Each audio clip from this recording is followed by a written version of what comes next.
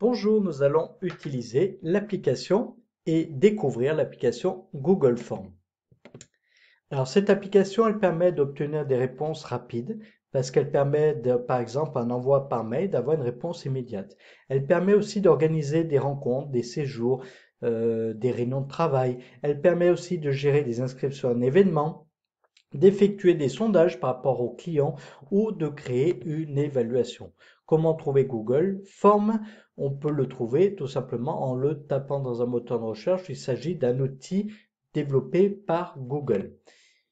Ensuite, vous avez la possibilité, donc une fois que vous allez démarrer votre Google Forms, d'utiliser des modèles qui sont donc préétablis par Google Forms ou également de créer votre propre questionnaire personnalisé.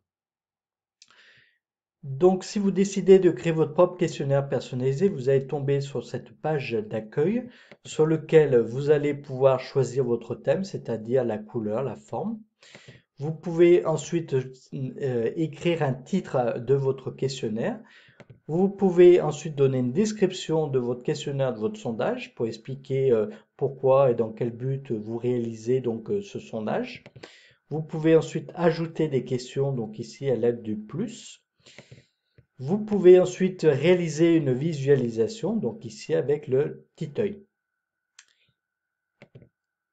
Alors, quelles sont les questions qu'on peut ajouter? On va les voir chacune d'entre elles. Donc, vous voyez, il y a différents types de questions, les courtes, les paragraphes, multiples, cases à cocher, liste déroulante, échelle linéaire, grille à choix multiples, date et heure. Alors, premier exemple, une réponse courte. Alors, qu'est-ce qu'une réponse courte?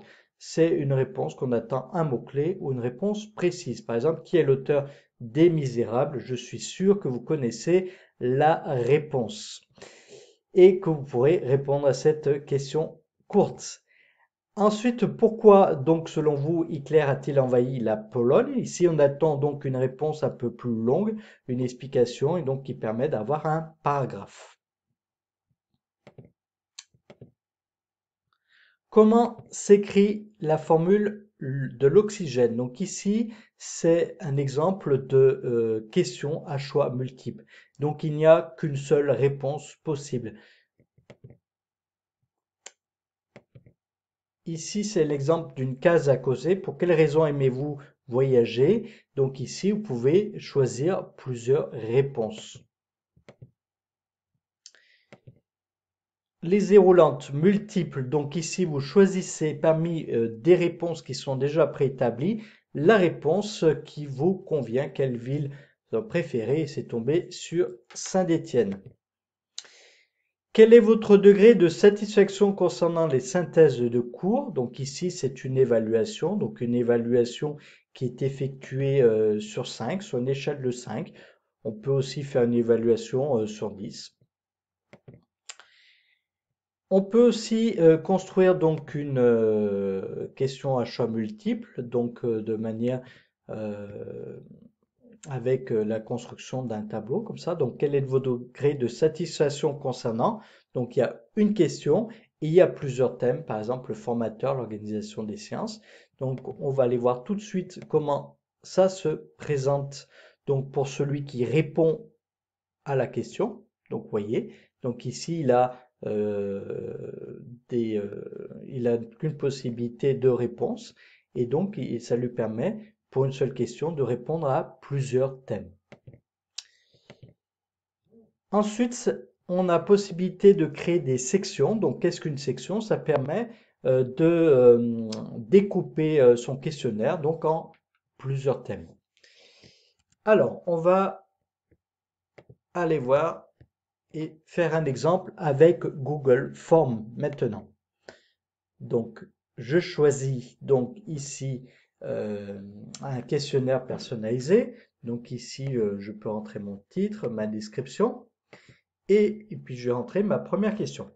Par exemple, avez-vous bien mangé?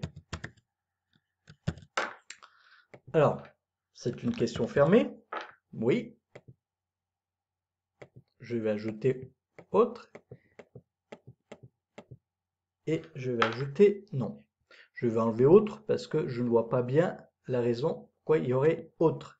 Donc ici, c'est une question à choix multiple. Alors, je peux demander à ce que la réponse soit obligatoire. Donc ici, si je coche obligatoire, la personne qui va recevoir le questionnaire sera obligée de répondre. Alors ici, je vais rajouter une autre question en ajoutant le plus. Et puis, comme on est curieux, qu'avez-vous mangé?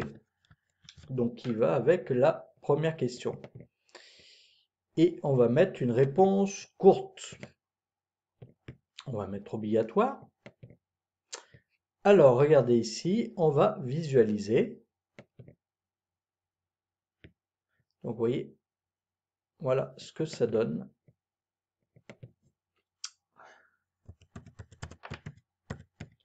Voilà un exemple. Et après, on fera envoyer et on aurait les réponses. Et voilà ce que ça donnerait. Donc, sur l'écran de celui qui va recevoir le questionnaire. Alors, d'autres possibilités qu'on va regarder ici. Donc, vous voyez, il y a possibilité d'importer des questions que vous aurez déjà réalisées sur Google Forms. Possibilité d'ajouter des titres, une description à chaque fois pour bien expliquer vos questions. Possibilité de rajouter une image, une vidéo ou aussi une section pour faire une séparation. Vous voyez ici, j'ai répondu et on a le questionnaire qui est déjà tout prêt. Donc comme bien sûr il n'y a qu'une réponse, il y a à 100% oui. S'il y avait plusieurs réponses, évidemment mon camembert serait en fonction des réponses. Alors comment je peux... Alors si je veux l'envoyer, ici je vais envoyer. Et alors bien sûr il faut une adresse mail. Je vais entrer une adresse mail. Et puis objet, je vais indiquer dans l'objet pour que quand il va recevoir cet email, il va pouvoir savoir ce que c'est. Voilà, donc vous avez vu un aperçu rapide de Google Forms. Bien évidemment, il y a encore plein de possibilités dans Google Forms. Vous avez la possibilité aussi de déplacer vos questions, hein. Vous pouvez les déplacer ici, vous voyez, si vous avez besoin de les déplacer dans l'ordre que vous voulez.